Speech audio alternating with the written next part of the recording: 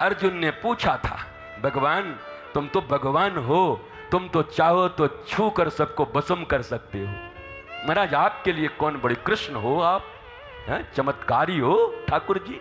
भगवान के नाम पर इतना चमत्कार हो सकता है तो भगवान स्वयं कितना चमत्कार नहीं कर सकता। बोला ठाकुर जी आप हो, काहे को गरीब आदमी को लड़वा रहे हो अपने परिवार के साथ में, कुछ ऐसा भभूत बना करके दे दो, कुछ ऐसा काला कपड़ा बांध दो कि सबको छुआ के आ जाऊं, सब खत्म हो जाए, रातों रात मर जाए महाराज। भगवान ने कहा छे तू गुरु है, मुझे ज्ञान देगा। भगवान ने अर्जुन तक को कह दिया था, सुन लड़ना है लड़, युद्ध करना है कर, मैं तो आया ही हूं धर्म की स्थापना के लिए, तू नहीं करेगा काला कुत्ता खड़ा करके करवा लूंगा। याद रखना मैं श्री कृष्ण हूं, तुझे करना है तो कर, तुझे मारना है तो मार अपने मोह और अज्ञान को। और तब अर्जुन ने कहा भगवान से तो बात नहीं बनेगी, भाई से बात नहीं बनेगा, और मित्र से बात नहीं बनेगा, आप गुरु जी की तरह मुझे समझाते रहो, मैं सब काम कर दूंगा। और तब गुरु की तरह, कृष्णम वंदे जगत गुरु की तरह भगवान ने सिखाया है, समझाया है, हाथ पकड़ के चलाया है। उसके बाद भी सैकड़ों गलतियां अर्जुन किया है। गीता सुनने के बाद भी बार बार में शपथ ले लेता है, अगर शाम तक मैंने, संध्या तक अगर मैंने इसको नहीं मार दिया तो चिता में जल जाऊंगा। चिता पे भगवान ने बिठा दिया, बोला बैठ जा, जा मर। पूरी गीता सुनने के बाद भी तेरा रोल जाता नहीं है। संध्या तक अगर मैंने अभिमन्यु को मारने वाले का वध नहीं किया तो जलती चिता में जल जाऊंगा। भगवान ने कहा तेरा बड़ा शौक है जलने का, इसका चिता सजवा तू रे। ऐसा चिता सजवाया भगवान ने और जिंदा चढ़वा दिया। अब बोला मर ही रहा है तो धनुष्मान हाथ में ले ले, वीरासन में मर, वीर है ना तो वीरासन में मर। और अर्जुन आपके रहते हमारा ये हाल, तो हमारी सुनता कहां है।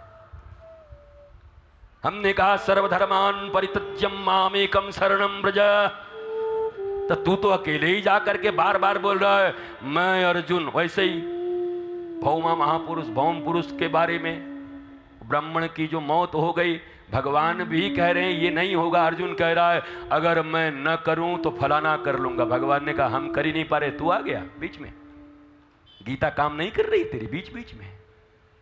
तो ऐसा नहीं कि भगवान ने गीता सुना दिया था तो अर्जुन पूरा सुन लिया, वो कह भले दिया, महाराज मोह मिट गया मेरा, स्मृति लौट आई, बोल तो दिया, फिर भी कदम कदम पर गलती होती थी। और जीवन में इसीलिए मैं कहता हूं अगर तुम्हारी जिंदगी में कोई लिविंग आइडियल हैं, कोई लिविंग गुरु हैं, सदगुरु हैं, तो ज्ञान लेने के बाद भी बार बार गलतियां होंगी, पर कृष्णम वंदे गुरु जैसा अगर गुरुदेव साथ में रहेंगे तो बार बार तुम्हारी रक्षा कर लेंगे, बार बार तुम्हें बचा लेंगे।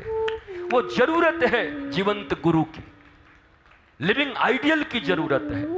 वो तुम्हारे साथ हो, पता नहीं कब मन धोखा दे दे। फिर गुरुदेव कहे खबरदार मत करिए, गड़बड़ हो जाएगा। इसलिए जीवंत गुरु की जरूरत है।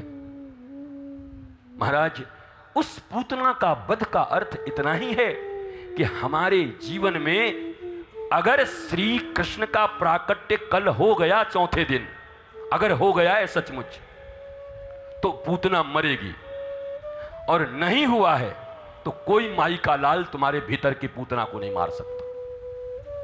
अब तुम निर्णय करो कि कल जन्म हुआ है कि नहीं हुआ है, पांडाल में हुआ है कि तुम्हारे दिल में हुआ है, पांडाल में हुआ है कि तुम्हारे हृदय में हुआ है, पांडाल में हुआ है कि तुम्हारे मस्तिष्क में यह बात आ गई है कि ठाकुर आ गए मेरे भीतर।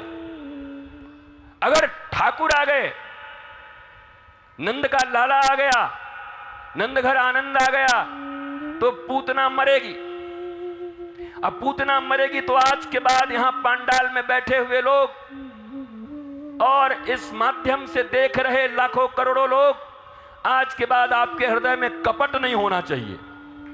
हाँ, जैसे लिखते लिखते लब हो जाए रोटोमैक, वैसे ही भागवत सुनते सुनते कृष्ण से प्रेम हो जाए और एक दिन सारी बात बन जाएगी, श्रवण से बात बन जाएगी। निराश मत होना, एक बार, दो बार, 5 बार, 10 बार महापुरुष आते रहेंगे, व्यासपीठ सजती रहेगी, महापुरुषों का आगमन होता रहेगा और दाऊ दयाल की कृपा से निरंतर भागवत की भागीरथी धारा बहती रहेगी और एक न एक दिन हमारे भीतर भी कृष्ण आएंगे और पूतना इत्यादि सब मारे जाएंगे। निराश मत होना, पर निरंतर लगे रहना। सदा सत्संग बार बार बर मांग हूं, हर्ष देहु श्रीरंग पद सरोज अनपायनी। भक्ति सदा सत्संग, अगर निरंतर भागवत का आश्रय रहा तो पूतना जिंदा नहीं रहेगी। सक्टासुर जाएगा जाएगा जाएगा, पर श्रवण बहुत गंभीरता से करो।